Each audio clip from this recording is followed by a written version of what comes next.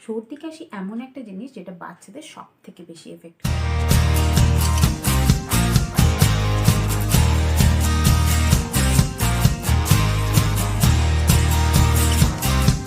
Hello মামিজ and ড্যাডিজ, baby and me এর নতুন একটা ব্লগে তোমাদের সকলকে স্বাগত।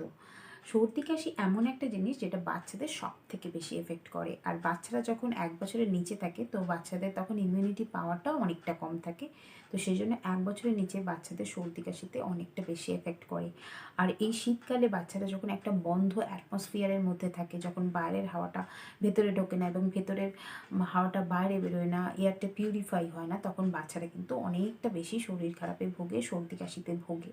তো আদুকে ছোটোবেলা থেকেই যে হোম রেমেডিটা করে আমি ভীষণ ফল পেয়েছি সেটা তোমাদের সাথে আজকে শেয়ার করব, আর সেটা তোমাদের করে দেখাচ্ছি। চলো দেখে নাও। দেখো, এখানে আমি নিয়ে নিয়েছি একটা জাইফল। জাইফল কিন্তু তোমরা অনেকেই জানো জাইফল রান্নার কাজে ব্যবহার হয়, কিন্তু জাইফলের অনেক গুণাগুণ আছে। জাইফল রোগ প্রতিরোধ ক্ষমতা বাড়ায়, ইমিউনিটি বুস্ট করে, মস্তিষ্ক বিকাশেও সাহায্য করে এবং কফ অ্যান্ড কোল্ডে কিন্তু খুব ভালো কাজ করে জাইফল। আর জাইফলের আর একটা ভালো গুণ হলো জাইফল কিন্তু কোনো রকম অনিদ্রাজনিত যদি সমস্যা থাকে সেটাও কিন্তু কিওর করতে সাহায্য করে। তো আমি এই জাইফলটাকে হামাল দিস্তাতে গুঁড়িয়ে ভালো করে পাউডার বানিয়ে স্টোর করে রেখেছি, তোমাদের আমি পরেই দেখাচ্ছি। তোমরা চাইলে এটা যখন ব্যবহার করবে শিলনোড়াতে ঘষে অল্প একটু জল দিয়ে ঘষেও বাচ্চাকে দিতে পারো, কিংবা গ্রেটার দিয়ে গ্রেট করে এরমভাবে একটা পাউডার বানিয়েও স্টোর করতে পারো।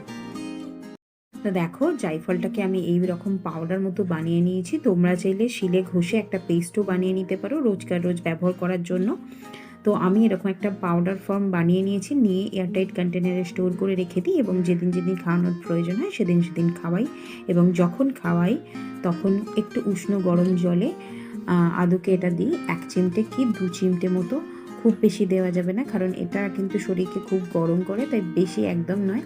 এরকম 1 চিমটে দেওয়া যাবে, 6 মাস থেকেই এটা দেওয়া যাবে। সেক্ষেত্রে এরকম 1 চিমটে তোমরা জলের মধ্যে গুলে বাচ্চাদের দিতে পারো সপ্তাহে 2 থেকে 3 বার। তো আদু যেহেতু একটু বড় হয়ে গেছে সেই জন্য ওকে আমি 2 চিমটের মতো দিই এবং সপ্তাহে 2 থেকে 3 বারই দিই। আর এটা তোমরা যে কোনো টাইমে বাচ্চাদের দিতে পারো, সকালে খালি পেটেও দিতে পারো, রাত্রে ঘুমোতে যাওয়ার সময়ও দিতে পারো।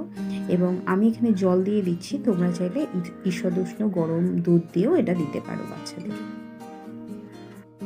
তো আজকের মতো এটুকুই। তোমাদের যদি ভিডিওটা ভালো লাগে তো লাইক করো, কমেন্ট করো, আর কোনো রকম যদি কোয়ারি থাকে তাহলে কমেন্ট বক্সে বলো, আমি নিশ্চয়ই তার রিপ্লাই দেব। একা হাতে বাচ্চা মানুষ করতে গিয়ে আমি যেসব সমস্যাগুলোর সম্মুখীন হয়েছি এবং তা থেকে যেভাবে প্রতিকার পেয়েছি, সেই সমস্যাগুলো যাতে তোমাদের না হয় সেই জন্যই হোম রেমেডিগুলো আমি তোমাদের সাথে শেয়ার করি।